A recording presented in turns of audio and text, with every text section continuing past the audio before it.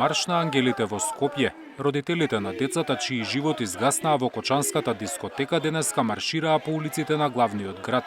Се собраа на плоштадот Македонија. По 3-минутниот молк продолжија кон собранието, а маршот го завршија пред кривичниот суд. Не сакам да имам гнев кон никого, но ме принудија луѓе да не можам да живеам, ниту јас, ниту тие што се околе мене.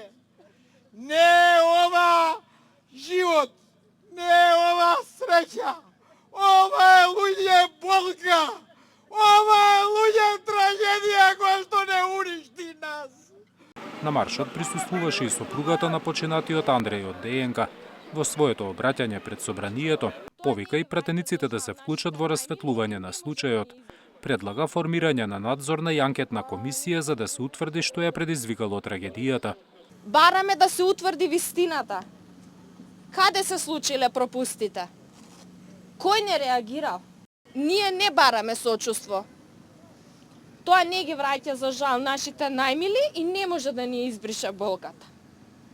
Барам институционална вистина, фер постапка и гаранција дека уште едно семејство нема да се разбуди во ноќта која што ние преживеавме.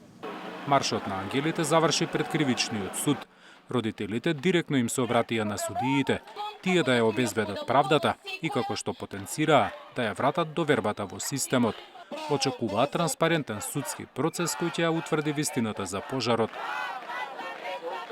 Нашите најмили не се меѓу нас, но нивната судбина не смее да биде заборавена, ниту скриена за институционални пропусти, интереси или политички пресметки.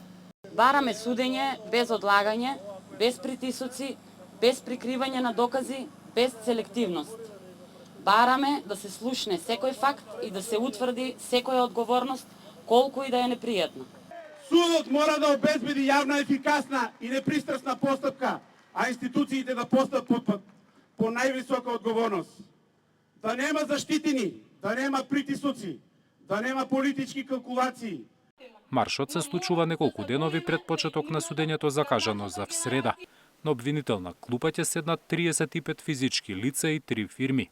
Обвинети се за тешки дела против општата сигурност за пожарот во Пулс, во кој загинаа 63 лица, а над 200 беа повредени.